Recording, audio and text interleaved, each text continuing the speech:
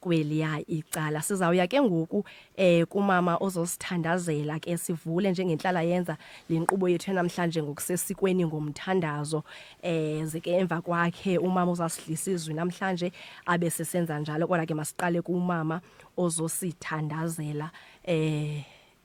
Sicela ukuya kuye ke mama. Silaphathina bafazi singonina babantwana wena Nkosi uyasazi uzibona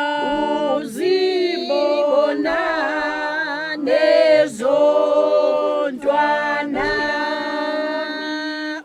uyaboni hlalo yethu uyalazi khala lethu nguwonono sisindisa ukufeza indawo Yesu sincede siqeqeshe abo usinikileyo sibenzele umzekelo wesimilo sobungcwele siphamandla sikhokhele abo abakude nawe babe banye kunye nathi umanyano esinalo zizalisi dingalakho xa sikule ntlanganiso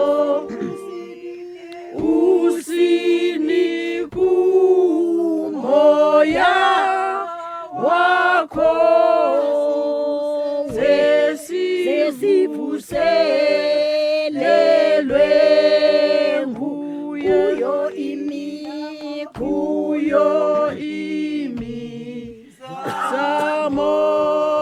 yethu masibonelelwe nguwe sikuthale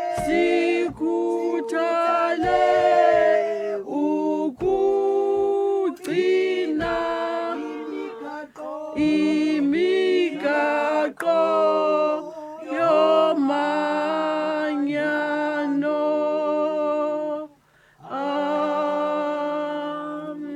Masithandaze. Uyingcwele Yehova Thixo wemikhosi. Amazulu nehlabathi azele bubungcwalisa bakho. Ngaphambi kwakho kumikherobi neserafi zinamaphiko ngamathandathu Nkosi. Ngababini izifihla ubuso bazo, ngamabini izifihla inyawo zazo, ngamabini ziyaphaphazela ileyo imana ukudanduluka kuleyo isithu ingcwele. Bawetho namandla onke isewe Nkosi enguYesu.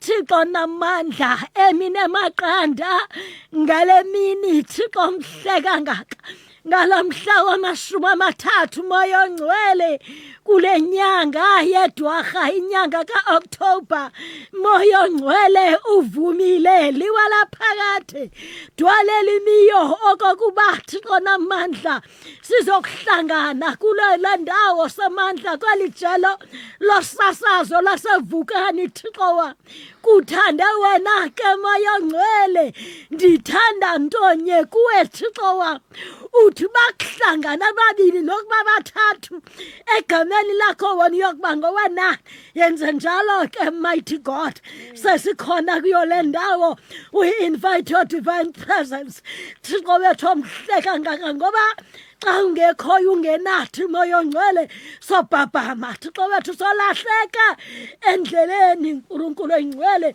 simema ubukho bakho ke Thixo wami iziqeli saqhwitha uzalisa indawo mighty God senyuse ke Thixo wami sikulentaba Thixo wethu namandla yaseqhalanga ngoba nawe ngemihla yakudala ubufudula uhlangana nabantu bakho phezukwentaba Thixo wethu namandla nathi ke silapho sisibeka kulondawo sibeke ke Thixo wami uNkulunkulu namandla naba abantwana bakho nansi le panel Thixo mhle kangaka uNkulunkulu oyingcwele liwala phakade dwalela imiyo egameni lika Yesu waseNazaretha nanku umkhokheli wabo Thixo namandla kuzowizwi lamazwi akho Thixo wami athi xa ichaza umculi athi izwi lakho lelo liviwa bubumnyama bubaleke athi izwi lakho lithi uyingcwele ukuze bengcwele imiphefumulo yethu athi umbhali izwi lakho libukhali lihlangothi ndini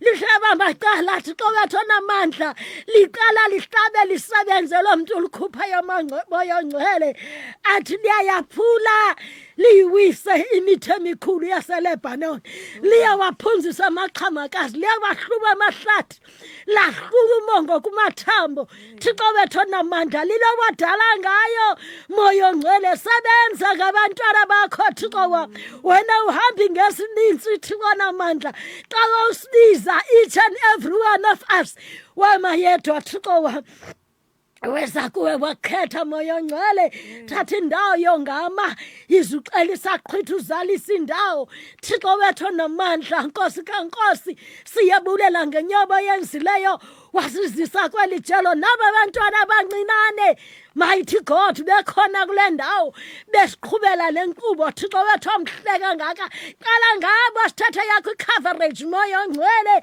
nesisitishi sasisonke coverage abantwana bakho sesikhona kule ndawo sibathandathu omnyabona omnye phezu kwenhlokathu yatsha nomnyabona umlilo wezulu God Almighty sihamba nengadlangadla sihamba noThixo ngohlulayo Thixo wethu namandla uThixo sithisela amadinathi wenje njalo neEliya ngelinye ilanga God Almighty wayibike amabini isibingela loSkabhali mighty God yasesakho Thixo sikhokelwa nguEliya Moya Ongcwele wathi makuzaliswe umngxunya lowo wawombiwe Thixo wami ngamanzi nenkuni ebezifakiwe zimanzi nako konke kwabekwa idini Thixo wami bebezame banqama bakaBhali kodwa bakho mighty God ngoba nguThixo onqobayo kuwuvela inqangi Thixo wethu namandla xa sinawe asinako yika wena uzinto zonke kuthi Moya Ongcwele yenza njalo ke namhlanje nasi sibingelelo Thixo wami yehlisa umlilo wezulu utshisa uqala utshisa amanzi utshisa inkuni lithe idine linyuka yeliza kuwe elizima sekule sikhona Thixo wami siza ngexesha elibi ngexesha Nkosi ilizwe lixakekileyo Thixo wethu namandla liwala phakade abantwana abancinane behleli bebhala imviwo mighty God egameni lika Yesu waseNazaretha nalapho siyabayaleza Moya Ongcwele sithethe miracles zakho Thixo wami namakhankatha bebaphethe kulonyaka wonke otitshala babo Thixo namandla benamaqhala uNkulunkulu oyingcwele sithetha ukwanda kwakho kunciphe bona Thixo namandla Nkosi kaNkosi moya ongcwele thatha indawo help the mighty God sithetha ngomoya ongcwele inkosi kaNkosi kumkani bachelors Eastern Cape leadership number 1 mighty God ungcwele Thixo wami akusiphathi mhla yonke uhamba nathi Thixo wethu uNkulunkulu namandla sizingca ngawe Thixo mhleka nganoba ihlabathi liyasikhanyeza moya ongcwele kodwa wena Thixo namandla xa usibona ubona your image ubona ukwenza kwakho kungcwele ubona ihandwork yakho Thixo namandla sebenza ngathi sebenza ngabantwana bakho sebekhona ke kule ndawo nazi departments zikhona kule ndawo yasaqala Thixo wethu namandla bacede sekusetyenzwa le ndawo Thixo wami ibifudula indawo eyaziwayo Thixo wethu intellectuals zalapha Thixo namandla imfundo ibest education ibilapha Thixo wethu namandla sithatha restoration moya ongcwele ngoba wena you are the mender you are the repairer and the restorer of broken things sithi sazigubekile ngokwestandards sasemhlabeni uzingcibe wena moya ongcwele xa siyakupheleni konyaka Thixo wami siyakumema dwalela imiyo sitha simbonanga uThixo njengawe Thixo bethu namandla sonke sikule ndawo we've got different stories to tell ngawe ngamandla akho Thixo wami nangalamzuzu akuzuziphoqa uzokwanda sizoncipha Thixo wami we humble ourselves before you God Almighty uthandile okokuba sikhokole ngabantwana abancinane ngoba uthi bavumelana abantwana beze kumngoba ubukumkani bemazulu bobabo thatha indawo yongama mighty God siyacenga Thixo wami hlala nathi ungasishiyi Thixo bethu namandla usincede ngolutsha lwethu moya ongcwele kwiziyobisi Thixo namandla nakwiziselo ezinxilisayo Thixo wethu othandekayo egameni nasegazini lika Yesu waseNazareth kuzomama bhuma Thixo sincede nalapho Nkosi kaNkosi kusenziwa yonke lo miqimbi yinto engazukuzukisa kodwa sebesela zonjwala mighty God sisuke zifane nedrink singabenzi into kuphuma abafana abaqotho sincede ke mighty God hlala nathi kuyo le ndawo uncede amabandla onke Thixo wethu nosana olugqitya kuzalwa Thixo wethu namandla likazwele onke lamanina mighty God ulifukame wena njengoThixo siyathandaza ke mzali siza kulithemba lethu uyinqaba yethu liliwa lethu lokuzimela ezimbandezelweni ufumane kuluncedo siyabonga ke somandla yonke imbeko God Almighty ikufanele nozuko lonke lukufanele in Jesus name amen Amen. Bawethu osezulu bungcwele igama lakho ubukumkani bakho mabufike intando yakho mayenziwe emhlabeni njengoba isenziwa ezulwini mawusiphe namhlanje isonka sethu semihla ngemihla usixolele izono zethu njengokuba nathi sixolela abo basonayo thina ungasingenisi ekuhendweni sisindise enkohlakalweni ngokuba ubukumkani bubo bakhona amandla engawakho nobungcwalisa bubo bakho kude kube nguna phakade amen nobungcwalisa bubo bakho kude kube nguna phakade amen udumiso malubekho kuye uyise nakuye unyana nakuye umoya oyingcwele njengoba bekunjalo kwasekuqalekeni kunjalo kaloku nje kuya kumana kuba njalo kude kube nguna phakade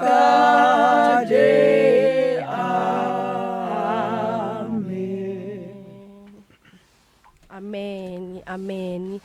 Mphulaphuli wasevukani ixesha ngoku imizuzu i-29 emva kwentsimbi yeshumi elinesibini. Sihamba ke nomama beMethodist Church of Southern Africa kule sekethi yalapha ecala isekethi ngo-3 to 4. Mphulaphuli wasevukani siyakwamkela ke lowo sandokungena esijoyina enqubeni, siyakwamkela ngezandla ezishushu. Sibulele kakhulu ke pha kumama uSoga nobe sivulele kamnandi kakhulu ngomthandazo evula lenkqubo yanamhlanje ngokusesikweni ngomthandazo. Siyabulela kakhulu mama ngokulixesha lokuba siyezwini ke mphulaphuli wasevukani Community Radio. Ukhona umama udingiswayo nonguye ozawusondla ngezwi namhlanje mphulaphuli wasevukani. Ukhumbule kaloku siza kuthatha nawe emnxebeni pha exesheni ku-0725145381 kungenjalo ushiqilela ivoice note yakho xa sowulivile mphulaphuli lizwe kokuba lizawube liphi. Sisibusisiya komama ngoku. Enkosi kakhulu izizwe siyanikela kuwe mama udingiswayo. Mandibulele sasazi wasekhaya. Ndiyazibulisela kubaphulaphuli be-VCR. Ndibulisa oogxa bam ngelihle igama lenkosi yam Yesu Kristu. Xa siza elizwini, ilizwi lethu elizawubandezela babashumeli abaphulaphuli basekhaya babe belikhila. Ilizwi lethu likwincwadi ezityhilelo i-chapter ngu-3 ivesi sawuqala pha ku-10 to 12, but ke yona ke ine-verses eziyi-13. Siza kumisa ke iintente zethu pha kuvesi 11.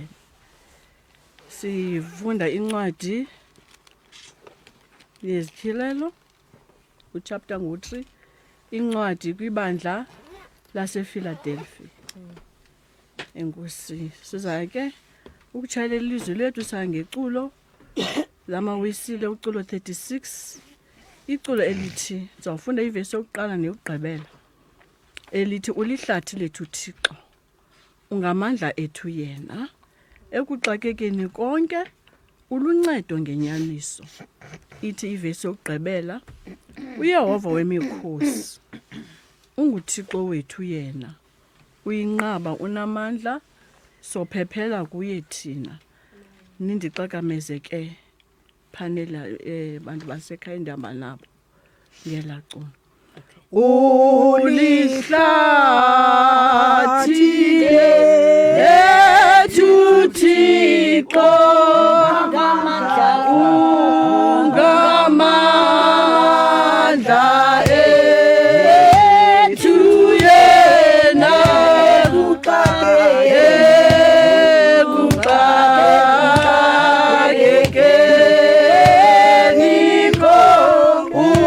uluncedo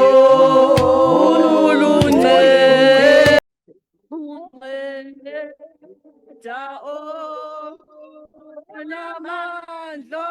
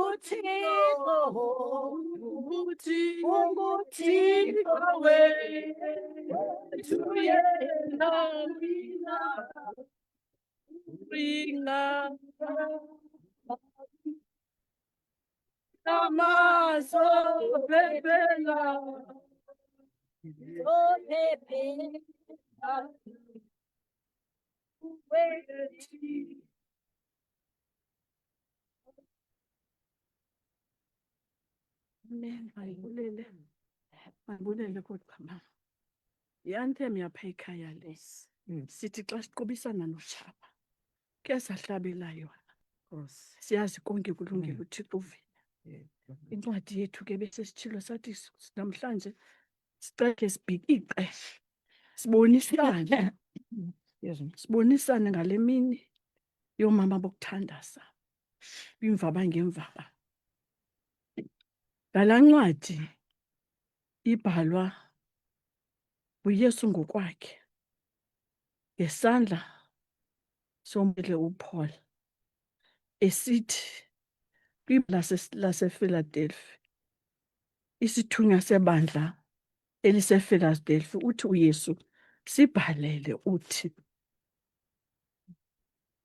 utsho oyingcwele oyinyaniso lo unaso isithixo sikaDavide lo uvulayo kungavali namnye avale kungavuli namnye ukuthi ndiyayazi imisebenzi yakho yabona ndimise phambi kwakho ucango oluvulekileyo akho namnye unako ukuluvala kuba uthe unamandla amancinane waligcina ilizwi lam akwalikhanyela igama lam athi kuverse 9 yabona ndinika abesikhungo sikaSathane abathi bangamayuda bona bengengawo bexoka yabona ndiyakubenza beze baqubude phambi kwenyawo zakho bazi ukuba mna ndikuthandile ngokuba waligcina ilizwi lomonde wam nam ndiyakukugcina ndikusindise kwilixa lokulingwa eliza kuza phezu kwelimiweyo liphela ukulinga abo bomiye phezu kwehlabathi athi kuverse 11 yabona ndiza kamsinya kubambe uqinise onako kuze ungabikho namnye usithako athi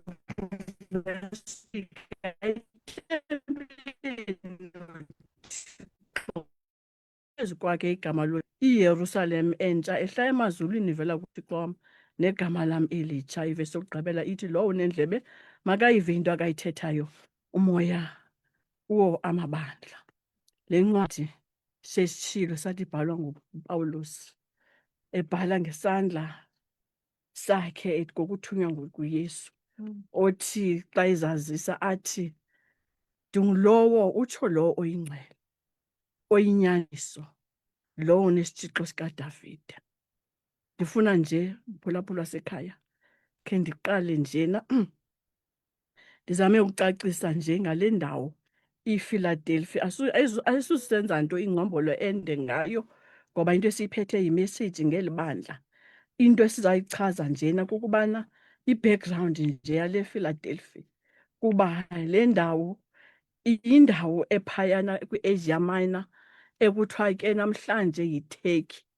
Ime kwindawo eyiveli, indawo ekhathazwa zii-earthquakes, yindawo enabantu abambalwa abangenawo amandla politically, abangenawo amandla ekuhlaleni kule sithi, ngoba bahleli phambi kwabantu bangamaKrestu anyanisekileyo kuThixo, abaphakathi kwisixeko esinabantu abasakhonza izithixo, the pagan gods. Kwesi sixeko ke si-fertile njena, saziwa ngokuvuna ngokuba nee-grapes kakhulu. Sithi ke annually kubekho ifestival yee-grapes, benqula oothixwana babo. Eli ke ibandla lela bandla lithe liphila phakathi kwabantu abanjalo, phakathi kwezi conditions, ndithi kwa iposition yabo geographically ayibavumeli, ngoba bakwiveli kwaye futhi ke laa ndawo i-characterized by ii-earthquakes. Kodwa kuzo zonke ezo zinto babambelela kuThixo. Bahleli kwindawo enabantu abanqula izithixo, edinegama layo loo Thixo banqula kuye. Bathi bona le fertile soil sayinikwa nguThixo, not by the gods enizinqulayo. Bonakalisa ke le ncwadi intlalo yomKrestu phakathi kwentshutshiso naphakathi kwezinto ezinokuthi zimlukuhle umKrestu, ayilahle into ayiphetheyo, ayilahle ubuKrestu bakhe, akhonze Thixo bambi. Sisixeko esi ekuthiwe sathiywa igama lobana kusePhiladelphia ngenxa kaAdolf Philadelphia owayephayana, owabonakalisa i-brotherly love ubrother wakhe ababephethe kunye, owayeyi-predecessor yakhe. Yathiywa ke ngobana yindawo yothando iPhiladelphia. Balubambile ke bona ke alamaKrestu olothando, ngoba kaloku uYesu Krestu uthi nawuthi uze naziwe ukubana ningabafundi bam, naziwe ngokubana nithanda. LamaKrestu aphinda ahleli phakathi kweJews ezi zibiza ngoba zii-Christians, zixoka. Athi kule ncwadi uYesu Krestu xa ithetha ngazo, athi ziseza kuxakuni nina nibe ngaphezu kwazo, ngoba basuke banditshikilela bakhonza Thixo bambi, baxoka besithi bakhonza uthi bazii-Christians kodwa bakhonza izithixo.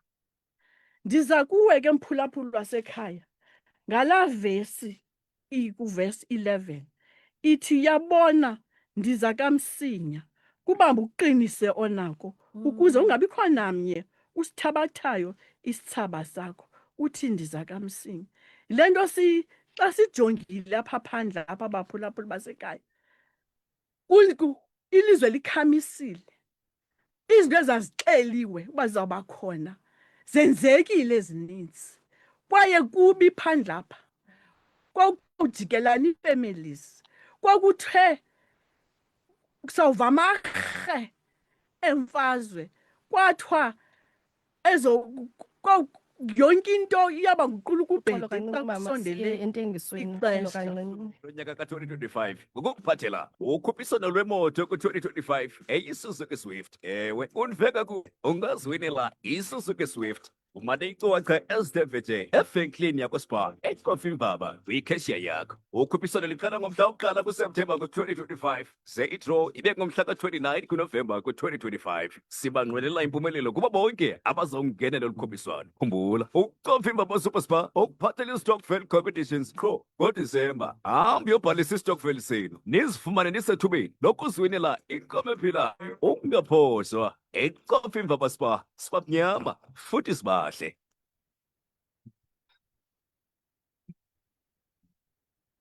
Olo ke mama ungaqhuba, Nkosi. Yabona ndiza kamsinya kubamba uqiniso onako. Jesus. As Christians lixesha lokuba lento siyiphetheyo iyaliwa. Iyafunwa ngongendawo. Ii-altars zongendawo. Njoma silala nje abalali. Ii-altars zabo zivuthi imini nobusuku. Thina ezethu izibingelelwa zivuthi. Ezethu izibingelelo zidikidiki. Siza kuni bashumayeli baphumelaphuli basekhaya nathi. Sisiza kuthi sokwenza introspection. Ngoba nathi asingaba singamalungisa njoma sisiza nje. Jesus. Sizobonisana lento nje sizobhikika. Sizobonisana ukuba lento siyibamba kanjani na. Lento siphetheyo sizibiza ngayo basizi Christians. Intoni nomvuzo wethu. Ngoba khambuza amadoda uYesu Kristu bana thina sinqame into zonke sakulandela. Uyaba intoni nomvuzo wethu. Hey Nkosi yami. Mhlawumbe umphulaphula wasekhaya ume kwiposition engekho right. Mhlawumbe uthebe kwiposition eright. Zasuka zafika izitombi zehlabathi. Zamwequla zamsusa watshintsha ilane. Wazibona ehamba kwilane engeyo yakhe.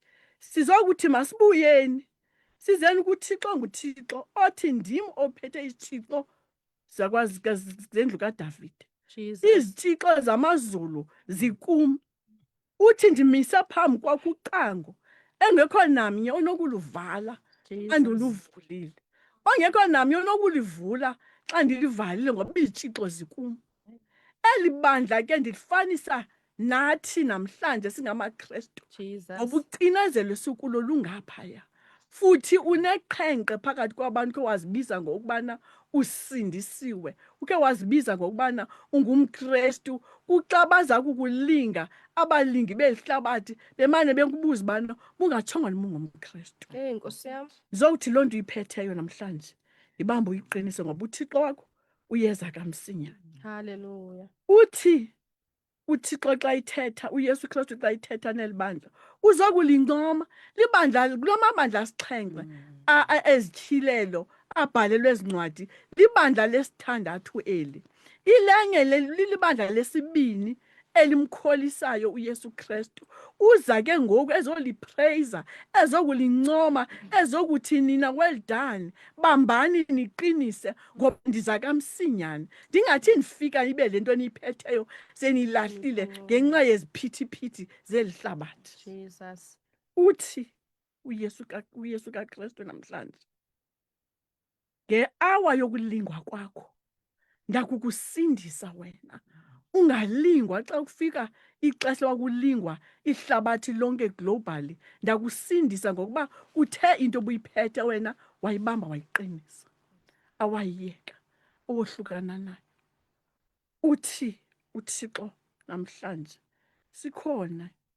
ikhona ireward. Hallelujah. Awuthe awaphuma kum kwade kwangumzuzu wokugqibela. Jesus. Khona ireward. Uthi ndakwenza intsika endlini kaThixo ungabi saphinda uphume phandle kwaye igama loThixo wam ndalibhala kuwe kwaye neJerusalem entsha esezawukhilwa ndakuyibhala kuwe negama lami elitsha enguYesu Kristu. Silapho ke singamaKristu ngoba into zizawutshintsha uba singabalandeli bakaKristu xa uYesu etshintshe negama elitsha sawutshintsha nathi ngoba kaloku kuthiwa asaziwa into esaba yiyo kodwa xa ethe wabonakala thina sawufana naye. Lapho sisebenzela khona uba athi xa ethe wabonakala sifane naye. Masibambe sikuqinise esikunikiweyo masingatshentshi lanes ngoba kuthi kuba nzima kwilane obaleka kuyo ubone amatye ubone stop and go ubone zonke izinto ubone uthi xa uhamba apha endleleni kubekho abantu abathi are not sharing on your side. Awuzonethi usithi gqi kwilane yakho bakuphose ngamatye bakukriticize bakubrande bakuthuke bakwenze yonke into amawutyhafe sutshintshile ngoba uyawuthi xa ufika kwi-finishing line bungekho kwilane yakho uyibhudile.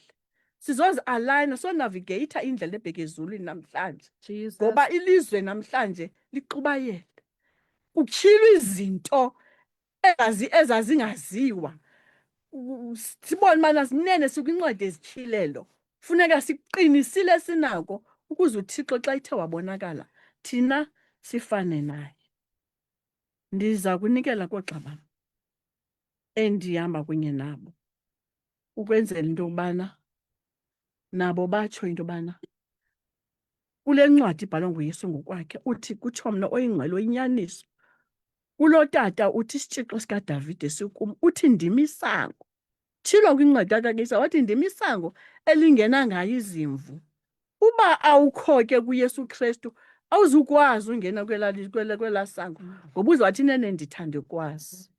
Andizawuyeka ndisithi loo nto lowo weyisayo ndakumenza intsika etempileni yam uyoThixo wam ndisithi yabona ndiza kamsinya sooner than we think. Sooner uYesu Kristu uyeza ubambe uqinise ungakulinge ukuyeke ngoba isithaba sakho sikulindile ngoba azawongwa amaqhawe anikwe nemiqhele ekugqibeleni. Sizawongwa ngazo zonke izinto masingasuki kuleni yethu masibe nayo into esiyiphetheyo yeyethu singayiyeki. uKristu inkosi yethu. Amen. Amen. Sibulele kakhulu phaa kumama uDingiswayo ngelizwe elimnandi kakhulu umphulaphula wasevukani elifumaneka phaa kwizityhilelo ichapter ngu-3 kulaa mqolo we-11 apho iintente zethu zikhoyo kulaa vesi ithi yabona ndiza kamsinya ubambe ukuqinise onako ukuze kungabikho namnye usithabathayo isithaba sakho mphulaphula wasevukani. Ukhumbule kaloku okokuba phaa exesheni sizawuza kuwe ungasibamba ku-072 514 5381 emnxebeni. Kungenjalo ungayenza i-voice note yakho kwakule namba inye u-072 514 5381 mphulaphula wasevukani. Ngo-1 o'clock ke bomama bam sinazo iindaba esizawuya kuzo apha kungaphambili wesikhululo iVukani Community Radio. Ngo-1 o'clock sinazo iindaba esiya kuzo ngondonqeno kokuba sinike umntu akhatywe zizo ngoba zizawuvele zizingenele. Ikhona nengoma esizawuya ngayo ezindabeni elapha ngo-5 to 1 mphulaphula wasevukani. Usahleli nam ke uZizo kwakunye noBusi ababhexeshi bale nkqubo umkhombe. Sizawuza ke kuwe, sizawuza ke nakoomama esihleli nabo estudio base-Methodist Church of Southern Africa kwisekethi i-324. Bendicela ke bomama bam ngentlonipho enkulu okokuba simbambe xa sesibuya ezindabeni umama ngoba ndonqena ukumqhawula esesemoyeni esashumayela esangqina elizwini ngenxa yokokuba sihamba ngamaxesha. Sizawumthatha asibuya ezindabeni ixesha ngokuphulaphuli imizuzu 6 kuphela phambi kwayo laa ntsimbi yokuqala. Njengoba besenditshilo sinazo ke indaba kwisikhululo sakho ngaphambili ngentsimbi yokuqala. Sizawuzikhawulela ke ngozodwa kaTwencu esithi phezu kwentaba mphulaphula wasevukani. Sizawuya khona ngoku. The station with the best music. Best music. Best music. Yo, Chris on the street. Broadcast that.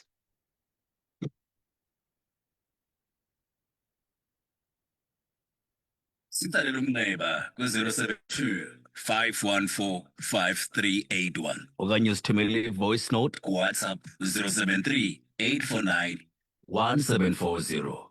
iVukani FM ku-90.6 98.4 to 99. Sihleli ke baphulaphuli apha estudio eqala sihamba nomama base Methodist Church of Southern Africa kula sekethe ingu 324. Siyabulela kakhulu kukhanya kwenje ngendaba zango-1. Sibuya kanjalo ke baphulaphuli beVukani FM. Izwi lethu lamhlanje besilityhilelwe ngumama uDingiswayo etyhile phana kwincwadi yesityhilelo kuchapter 11. Intente zethu sizibeke ku-chapter 3 intente zethu sizibeke ku-11 apho khona ifundeka ngolu hlobo ithi uyabona ndiza kamsinya ubambe ukuqinise onako. Malibonke igama lenkosi. Sisezoqhuba ke baphulaphuli basekhaya, sisezoqhuba sinikele kumama umfundisi ozojoyina ezwini asixelele ukuthi uThixo ubeka ntoni yena entliziyweni yakhe, utyhilelwe ntoni. Over to you mama wam. Mandibulise kubasasazi bethu Amen. beziko le-Radio Vukani Amen. abasiqhubela inkonzo yanamhlanje. Mm. Ndibulise koomama endihamba nabo ngale mini yoomama yokuthandaza. Ndibulise oomama bonke bokuthandaza abangekhoyo kule ndawo, abanye abangalizuzanga ithuba lokuya kungena kwiinkonzo zabo zikaLwesine, abanye basemigaqweni. Kodwa ndithanda into enye uba izwi likaThixo watsho wathi liza kufumaneka kuzo zonke iindawo. Bakhona abehleli ngale mini ethi noba ndiyanga kodwa ndizawuvula unomathotholo, ndizawuliva ilizwi lakhe, ndizawuphila. Amen. Ndiyanibulisa boomama bam. Singena kweli ziko ngale mini namhlanje ndihamba noogxa bam, oomama baseMethodist Church. Sele esivulele ngomthandazo umama walityhila ilizwi umama wethu, umama udingiswayo. Mna okwam kukungqina elizwini alibekileyo ngale mina namhlanje. Ongenayo mhlawumbi phakathi enkqubeni bengalivanga, umama udingiswayo utyhile phaya kwincwadi yesityhilelo isahluko sesithathu, bale ukufunda kwivesi ka-7 wawuma kwivesi 13. Umnwe wakhe ubeke phaya kulaa vesi 11. Uthi yabona ndiza kamsinya kubambe ukuqinise onako, ukuze kungabikho namnye usithabathayo sithaba sakho. Igama lenkosi malibongwe. Mama, ndiyithandile intshayelelo lakho kweli lizwi uThixo akuphefumlele lona. Wanga uyasibona into okokuba sindawoni na elufefeni lukaThixo. Ndicinga into yokokuba uThixo apha sibonakalisile uthando lwakhe ngonyana wakhe owamthumelayo wasifela, ukuze lithi lawuphalala igazi lakhe lisihlambulule, lisenze batsha ukuze sizuze intsindiso. Namhlanje uyabona into okokuba kukhona undonakele, ingathi simlibele, simkile kuye. Kunjalo nje izibhalo ziyasixelela into yoba uzawufika njengesela. uThixo uzawufika yena uThixo njengesela ezowulanda bakhe. Yiloo nto ke namhlanje ngeli xesha enyakeni kubonakala into okokuba make sive uthini uThixo ngathi ekubeni simkile kuye. Xa ndijoyina elizwini lakho mama, ndiqaphele isiyalo phaya kuvesi 11 naphaya ekupheleni kukavesi 9, igama elithi yabona. Nangangathi ndiyambona uThixo ingathi ngoku uyasibona into yoba simkile kuye. Hey. Uzama ukusidisipline uThixo uba masivule iindlebe zethu namehlo ethu. Yile nto asebenziswa uyabona, uyasiyalela. And kunjalo nje lo yabona xa ndimjongile uyagxininisa ngoba ungxamile, ngoba uyabona into okokuba siyasisimka elufefeni lwakhe ngenxa yobugwala bethu ngezinto esizibonayo kweli hlabathi sihleli kulo, ngoba siyancwina kweli hlabathi sikhulelwa yimithane nameva. uThixo ke ngoku uthuma umpostile wakhe uba makakasixelele, ngoba le ncwadi yezityhilelo yincwadi enzima, yincwadi enemfihlelo zamazulu, apho siva khona ukuba uthixo uthini na ngathi ekuphelelizwe okanye siyapha apho siyakhona umuntu ngamnye azikhethele indlela azawuhamba ngayo. Ndibona loo nto mamam xa ndijoyinela izwini lakho ndibone into yokuba ithi le vesi nina nikholwayo bambelelani niqinise ukholo lwenu ningemki ngoba uYesu Kristu is coming very soon. Akatshongi into yokuba njengoba sizawubambelela nje kuba uYesu Kristu esiza asizuvelelwa zizinto. Uthi zaba khona izinto ngoba uthi ucango oluvulekileyo akho namnye umuntu onolivala. Uyasomeleza usinika ithemba lokuba noxa sizawubambelela kolukholo akuzuba mnandi. Bomama bam akuzuba mnandi ukubambelela kwethu elikholweni. Sizaba khona izinto ngoba uYesu Kristu wayedlula ezintweni.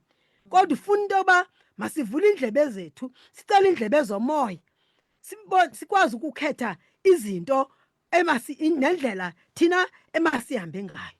Uyicacisile mama wathi abantu basePhiladelphia babelibandlane elincinci elingajongelanga ntweni.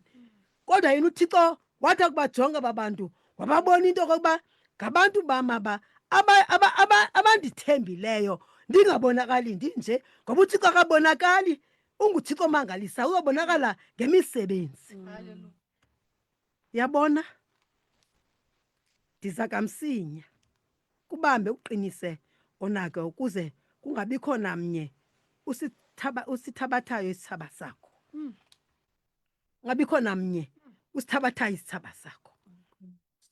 Thimba singemki ezinyaweni zikaYesu ngoba sawumka sawubonakala izithaba zethu ziqwilwa zintshaba zelizwe esijongane nazo. Athi xa ethetha uDavid athi ndiwaphakamisele ezintabeni amehlo am apho uncedo lwam lawuvela khona. Thoma sihlale siqinise singagungqi noba imeko zithini sazi into yoba asihambi sedwa. Akamadoda agungqa ngenye imini enqanaweni angathi azawutshona alibali uba apha enqanaweni ukhona uMesiya emazantsi amvusa athi awukhathali na sitshabalala. Masibambeleleni lithi ilizwi namhlanje mama sibekele lona masibambeleleni. Thixo uyaqinisa uthi ndiza kamsinya kunjalo nje kuthiwa nengilosi zezulu azilazi lixa azawufika ngalo. Kuthiwa thina yena nto masiyenze kuhlala silindile phakathi kwezi zinto sizibonayo thina kuthiwa masihlale sibambelele kuYesu singasuki. Ithi imimoya ebhudlayo nezitoms esijongene nazo sazi into bazuzusenza nto ngoba sihleli kuYesu. Utshilo ezwini lakho wathi andunishiya anduniyekela ndoba nani ezintweni zonke. Sibona isiyalo namhlanje sinikwa amandla siyakhunjuzwa. Ndibona ngokathi le nkonzo namhlanje yi-revival ngoba siyatyhafa endleleni ngenxa yenkunkuma eninzi eyenileyo. Sifuna unikezela namhlanje uthi Thixo bambelela ngoba ndiyeza kamsinyane. Ungasuki imkhonzi wam othembekileyo. Wena ubusawuzikhethele mna masingasukini kuThixo kuba sazikhethela uThixo kwakude kudala. Angathi uThixo xa efika athi akasazi. Masifane nezantombi zilishumi zona zazihleli izibane zazo zine-oli.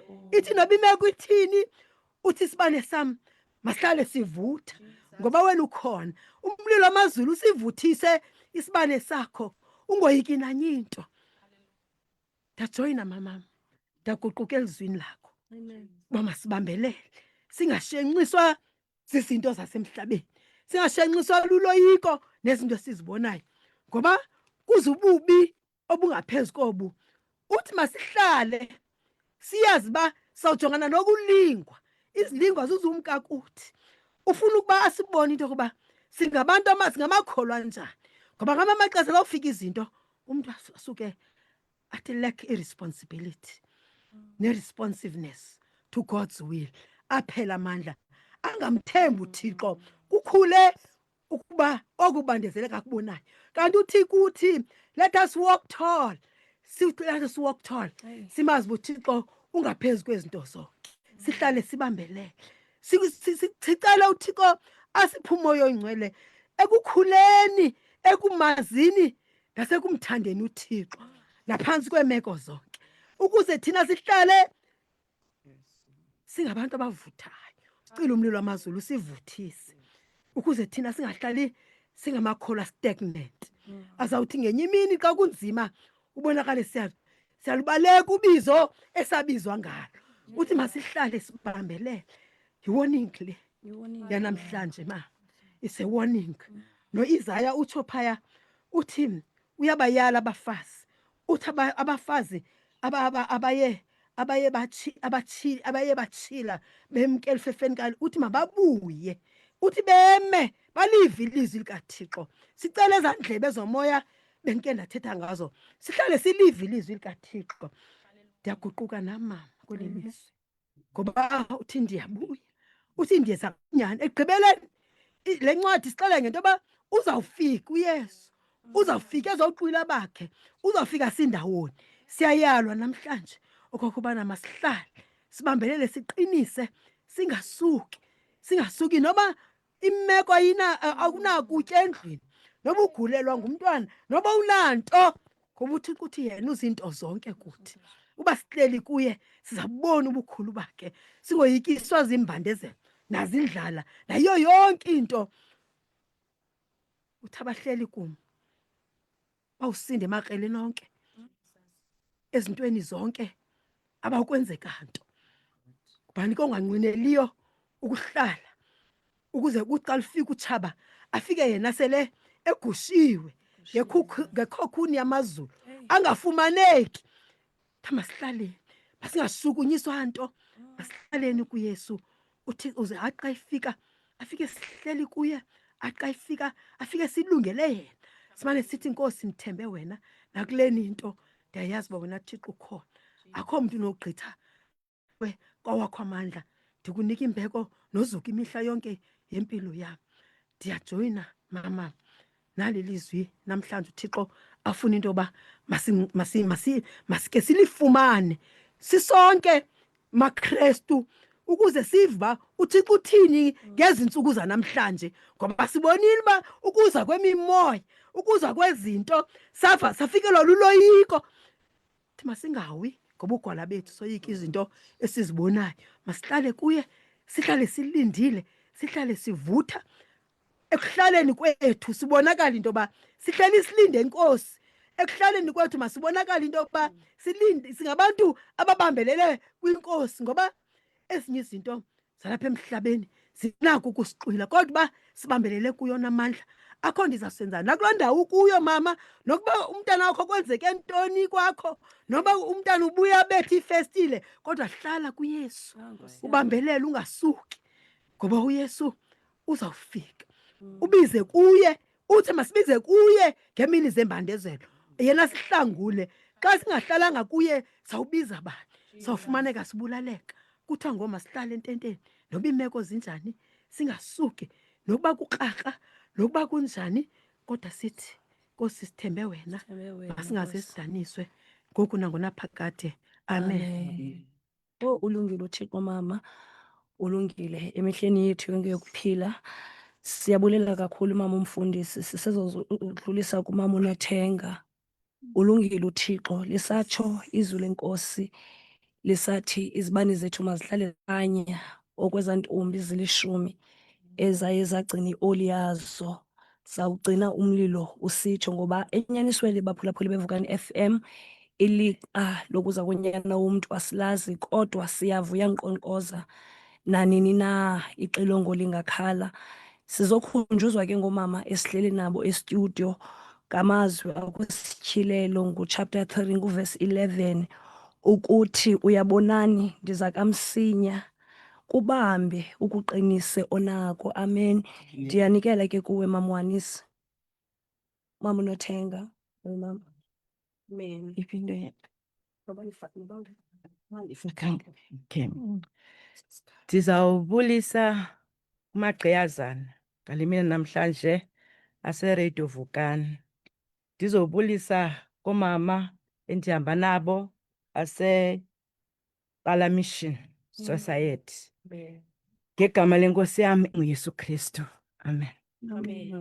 Ngale mina namhlanje kasifumane lithuba loba sizongqina. Siyeke uhlala kula nkonzo yethu.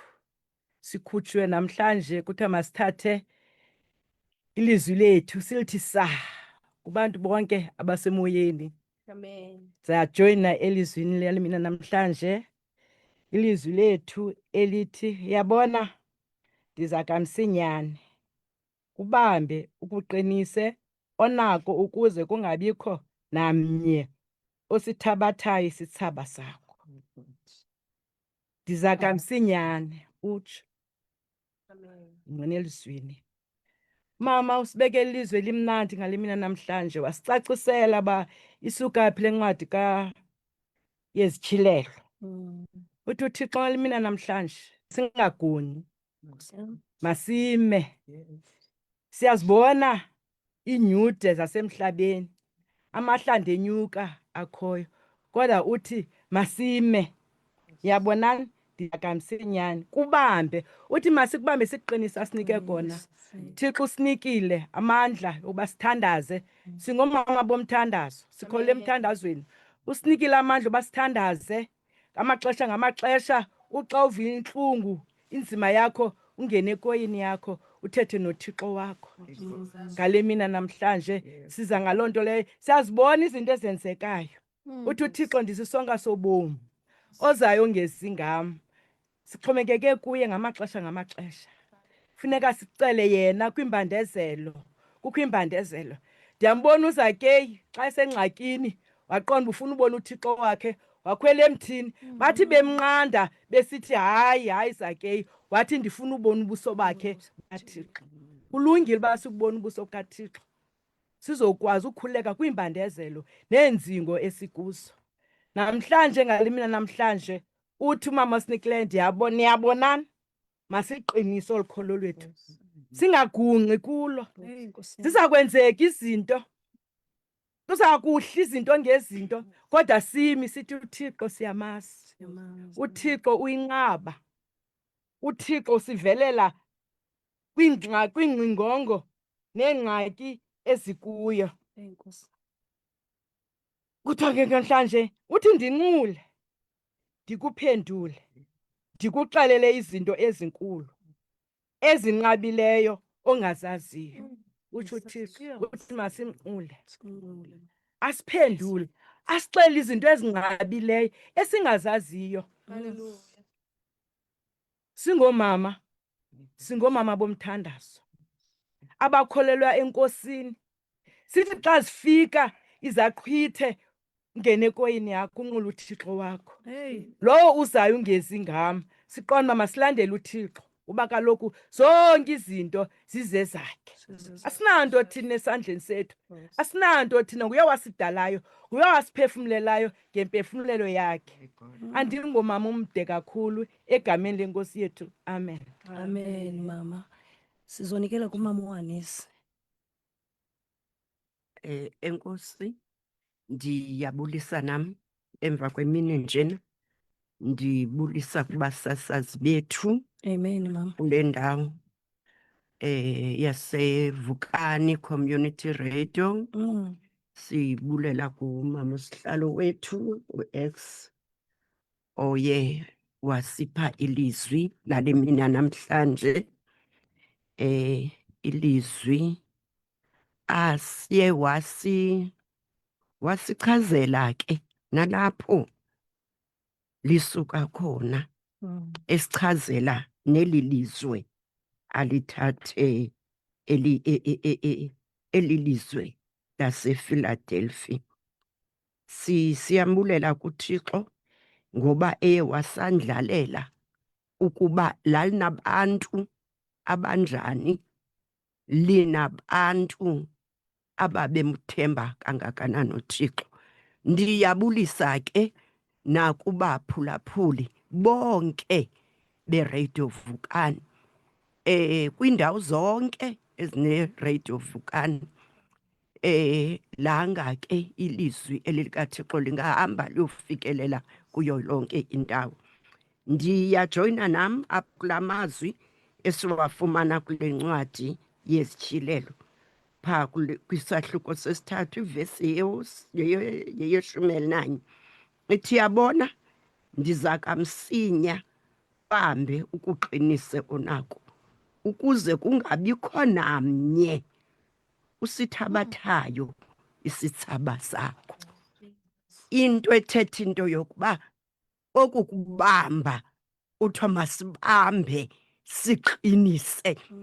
Xa asiqinisile uthiwa kho namnye uzawusithatha isithaba sethu. Into ethetha into yokuba ngaphaya kokubamba uqiniseke sizawuvathiswa kunjalo njena sizawuvathiswa isithaba. Ndange ndiyambona uHana enyamezela etempileni kaThixo, kunjalo nje kubonwa into yokuba ungumntu obebezelisa imilembe, kubona into yokuba ngabantu basemhlabeni usele iselo esinxilisayo. Ndiyambona esifumana esisithaba ngenye imini esithi alikho elinjengoYehova iliwa, kuba yena usibonile ukuma kuye akagunga. Sebethetha abantu beli lizwe kuba kaloku badalelwa into yokuba babe ngababezii-judges, kodwa namhlanje uthi umama udingiswayo sakuma siqine ngaphaya sizawuthwaliswa isithaba. Esi sithaba endisibonayo phaya kulaa ncwadi kaTimoti, xa kusomelezwa indoda kusithiwa yomelela okokugqibela ekomeleleni kwakho nasekunyamezeleni, kuba kaloku kuyabonakala uze usifumane esi sithaba kufuneka unyamezele. Uthi uza kuthwaliswa isithaba, utsho phaa kulaa ncwadi kaTimoti isahluko sesesine ivesi yeyesibhozo. Into esiyinqwenelayo nesilangazelelayo kule ndlela akuba sinyamezele, asinqweneli ukufumana izilingo. Into esiyithandazelayo ngumonde nenzondelelo.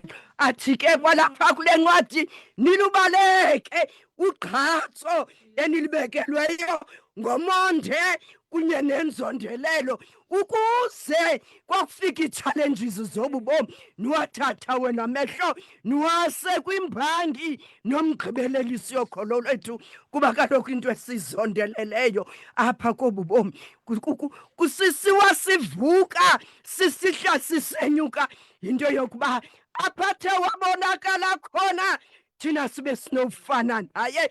Okwalo mzuzu akubonakali, kodwa uYesu mhla ekuseza ubonakala kuye abazawuthi ebebekhola kuye kuthiwe mabaye ngapha, abanye kuthiwe mabaye ngapha, kube kulapho kuzawubonakala khona. Sizothi kuzo zonke ii-challenges esinazo asinikwanga into yokuba kule ndlela sihambayo sakuhamba lula. Utshilo mos naxa yesishiya imvana yezulu yathi ndiloyisile ihlabathi, ndiloyisile ihlabathi. Wathi akuba nembandezelo nakuba nembandezelo, kodwa mna ihlabathi ndiloyisile. Into ethetha into yokuba kuyoyiseka kule ndlela sizokuthi ke kuloo makhaya agulelwayo, sizokuthi kuloo makhaya angaziyo noba namhlanje azawuthatha ntoni na, adibanisena nantoni na. Sizothi just hold on, hold on, hold on. Ukhono namandla yaye kunjalo njena akakude ukufuphi. Uzofumana isithaba soloyiso, uzofumana isithaba sokoyisa endleleni. Ndibukele apha evekini kuMiss South Africa, ndibukele besihla besenyuka bedlula ezindaweni bevalelwa ngemibuzo ndababona besihla besonyuka bengazi into yokuba ii-results zizawuthini na, kodwa zathi ziphuma ndayibona intwazana encinci ithwalisa isithaba. Silindele ezo zithaba ke ezokholo, hayi ezinye izithaba zento. Sihleli sibambelele silindele izithaba sokholo, kuba kaloku ukuze sifumane amandla apha kulaa mazwi athi kubambe uqinise, onako ungenalo ukholo awusoze ube nako.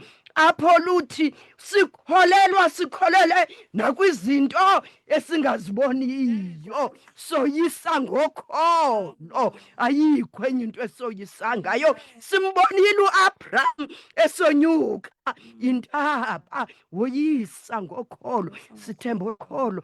uThixo makasigcine, uThixo asikelele isifundo esisifumeneyo namhlanje. Singaphilisi nje abantu abamambeli bevukani, sithi nakwiimpilo zethu, kuthi kwii-challenges esinazo kwii-families zethu, kubantwana bethu, kwekuhlaleni kwethu, uThixo asinika ukomelela, sibambelele kuye, simile. Athi kwakule ncwadi yakhe, athi thandazani ningaphezi, hlalani kumoya. Sicela ukuba ngale mina namhlanje, mama kwelo khaya, uThixo akuncede, hlala kumoya. Sezikhona ii-challenges, so ungalali ebusuku, iinyembezi zinqamleza umbombo. Nali ithemba, hlala kuYesu, ungaze usithathelwa isithsaba sakho ngaloo mini kwawuze kufane nale mini bendibona kumntana omncinane onwabile engazinobakalile. Thina ke ngoku sesithwala izithsaba zokoyise ehlabathini. Yanga inkosi ngasikelela ithamsanqelise la mazwi ngoku kude kube ngunaphakade. Amen. Amen.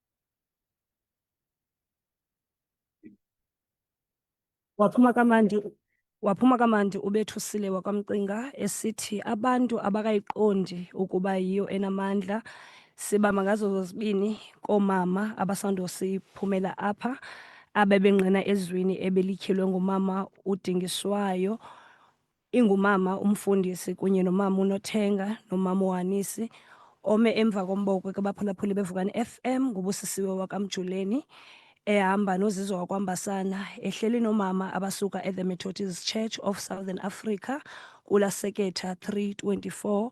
Enkosi kakhulu bomama. Izwi namhlanje besilifumana kwincwadi yesityhilelo, ngosityhilelo nguchapter 3, intente zethu ziyahlala phana ku-11 apho khona lifundeka kanje, uyabona ndiza kamsinya kubambe ukuqinise onako ukuze kungabikho namnye usithabathayo isitshaba sakho. Ngoba baphulaphuli beVukani FM kuyabonakala ukuthi uye wathi awasiqinisa usenokwenzeka uhambe uphoncukane naso, ngoba kaloku kule ndlela sihambayo buluhambelambe lube khona uqhwithelo. Yile nto ke iBhayibhile isiqinisekisa ukuthi xa uthe wasibamba susibamba nje. Qinisa mphulaphuli weVukani FM, qinisa apho khona ukholelwa khona. Esatsho ubhuti Bethusile ephuma kamnandi esithi abakayiqondi ukuthi yiyo le ndlela, abakayiqondi uba yiyo le ndlela. Sizonikela kuwe ke mama uDingiswayo ubusivulele le nkonzo, mphinde mamam uyibophe uyiqhine besinikwe nguwe sibuyisela kuwe, uphinde uyibophe. Usathetha mama uThixo ebekile entliziyweni yakho esithi masibambe siqinise ngako konke singaphuncukani nesitshaba esithe sasinikezwa. Ndicela ntonye ndihlale etempileni yakho Thixo, ndicothe ubone ubuhle bakho. Bendikhe ndathi xa sibe singena boomama bam boogxa bam sathi sizobhikika sizophikotha. Nkosi yam. Ndiguqukile ngaba mama ndihamba nabo, ndehlelwe yinto. Wake watsho uNtsikane kaGabha, intlwenzi ayisaziwa kwaXhosa yathandazi kodwa uba kwenzeke ntoni kodwa undehlele undehleleyo. Masihambeni ke bakhonzi bakaThixo siyojongana nehlabathi. Kowuthe sithunywa njengengcuka, sithunywa njengezimvu phakathi kwengcuka. Kwathiwa ke sibe njengamahwaba ukuthembeka, sibe njengenyoka ukuba nobukleva. Ngoba inyoka ibona iseza utshaba ibaleke. Nkosi yam. Le nto isesandleni sakho iyafunwa lutshaba. Ungavumi nayo. Ifuna le nto sitshintshe i-attitude. Ngoba i-attitude into esigqibayo. Ihlabathi lenzekwa kuceli uba lawukwenza kodwa sawuminxa imithane nameva neenkunzane. Thina i-attitude towards lo mntu ukuvisa kabuhlungu, le nto ikuvisa kabuhlungu, attitude yakho uthi bekumele ze kube nje. Kwathi udeliwe ushiywe ngabantu yindoda enomvandedwa eqhelene nesifo. Kwa uYesu Kristu ngokwakhe lusibhalele le ncwadi namhlanje zamfumana, hayi nje kancinci, bade bagqibela ngokumxhoma emthini wehlazo. Bekawubeka phi ke kuwe mzali? Ukhe wathi ugxa wam apha wathi vuthulula. Vuthulula konke okwehlayo kukuleyini yakho. It was pre-deposited uba uzawugqitha apha. Don't cut us. Sukutshintsha ileyini ufuna ii-shortcuts. Hamba ngomonde and you lock your eyes with God. Yithi ntsho amehlo akho kumbhangi nomgqibelelisi wokholo lwakho. Ngoba ilifu lamangqina eselingaphambili limana likhwaza lithi, oh yini mama ubani, yini tata ubani, yini mntaka bani, yini mbani, ungatshintshi, hamba. Awuzukwenzeka nto, ekugqibeleni isithaba sakho sikulindele. Akuthwanga ke bethunana, kuthiwa onako. Loo nto noma ingakanani, loo nto uyiphathisiweyo, loo nto uyiphethe uyiqinisile, onako kubamba uqinise. Siza kunikela ke ngoku kumama umtoto, ugxa wethu. Asivale ngomthandazo bese kuthunyiwe thina ngoku sikugqibile. Enkosi. Nkosi ma. Over to you, Mama Mtoto. Egameni loyise nelonyana nelomoya oyingcwele, Thixo olungileyo, msindisi omhle onetarho elikhulu, sisondela kuwe, msindisi omhle, ngale njikalanga. Xa besingene kweli ziko losasazo, siye sakumema Thixo mhle ukuba mawuhlale nathi, ungene nokungena kwethu. Naba abantwana abancinci Meyiso ingcwele bahleli nathi kweli ziko. Naba oomama bomthandazo ngolu suku lwangoLwesine, Thixo odume ngonaphakade, ububathumile eli nani Thixo mhle ubulikhombile, lifikile lawenza umsebenzi wakho ngokungcwalisekileyo. Banyamezele Thixo bandisele, babophile Thixo ipanel yantle yanjeya. So nini nanini sicela wandise nakwabahleli ezindlini abangakhange bazofika apha, ukuze babe nokhwele, babe nomonde, mhlawumbi kwiimini ezilandelayo sonini nanini bave okokuba kuyeziwa beze. Sikelela ke sonini nanini. Balibekile ilizwi oomama langqinwa sonini nanini. Kusithiwa loo nto uyinikiweyo yiphathe bawulungileyo, ungayilahli, yiqinise moya oyingcwele. Silapha singaba mama bawodume ngonaphakade basecala. Sibonile okokubana namhlanje kufanelekile kukhwazwe ukhwelo masizofika kwesi sitishi bawodume ngonaphakade. Sikelela ke Meyiso ingcwele usandisele, nabangekhoyo apha msindisi omhle onetarho elikhulu, sinyamezele Meyiso ingcwele indlela inde esiyihambayo. Zininzi izinto, iintsimi ziyahlakulwa sonini nanini. Bawulungileyo bopha ngokwakho, hlala kumakhaya othabathe kuyo imfuyo yakho, hlala kumakhaya ovunileyo kuyo, nabanyuke ngodonga Meyiso ingcwele ubasikelela ubathamsanqele, nabasezibhedlele usondele kubo Thixo olungileyo, wulule isandla sakho, wandise bawodume ngonaphakade, uthobe inceba yakho engunaphakade. Umoya wakho oyingcwele uhlale uhleli kubo, ungawususi nangamzuzu mnye. Xa sizawuphuma sigoduka sishiya esi sitishi uzushiyeke kwabantwana ulivumba elimnandi, nathi sifike kumakhaya ethu sowukho, sowungaphambili, sowutshizile ngegazi lonyana wakho. Endleleni meyisoyingcwele ube nabo nabantwana bezikolo xa bebhala iimviwo zabo, Thixo olungileyo, zokuphela konyaka. Ubabonelele sonini nanini, uhambe nabo kungenzeki izinto ezimbi, Thixo mhle kangaka. Sifuna ii-results ezintle kubo, Thixo mhle kangaka.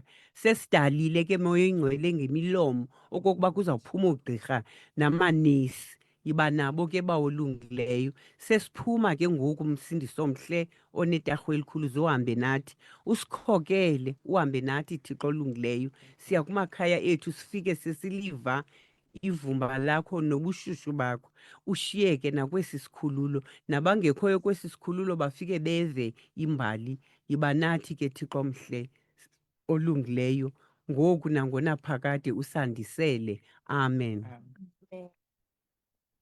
Amen bomama, siyabulela kakhulu mphulaphula wasevukani Community Radio. Usahleli nathi ke uZizo kwakunye noBusi, besihleli nabo ke omama base Methodist Church of Southern Africa ekumkani Yintsa District u0300 ngomama bomanyano ke mphulaphula kwicala Mission Society isekethi ngo324. Siyabulela kakhulu ke bomama, siyabulela okokuba sihlale kunye nani namhlanje. Siyambulela kuThixo yenzileyo okokuba iphumelele lenkqubo yanamhlanje, singekuye ngekungenzekanga bomama. Siyabulela kakhulu. Ukanti ke mphulaphuli ngoku ixesha xa imizuzu imithandathu phambi kwentsimbi yesibini, omama ke ngoku bazawukhululeka. Ndizazithatha ke i-voice notes xa sibuya kwintsimbi yesibini. Mphulaphuli wasevukani, ndiyazibona zikhona ii-voice notes esinazo phaa kwelaa cala likaWhatsApp. Ungashicilela ke nawe ku-072 514 5381. Omama ke ngokubona bathi bacela ukhululeka apha phakathi kwethu, sizawuza kuwe ke thina mphulaphuli xa sibuya kwintsimbi yesibini. Siyabulela ke kuThixo ngabo omama abahleli nathi basikhumbuza yazi okokuba masibambelele, siqinise koko sinako. Siyabulela kakhulu ke kubomama. Bekumnandi kakhulu ukuhlala nani. Siyambulela uThixo ngani. Enkosi kakhulu. The station with the best music. Best music. The music. Best music. Yo, Chris on 83. Broadcast that.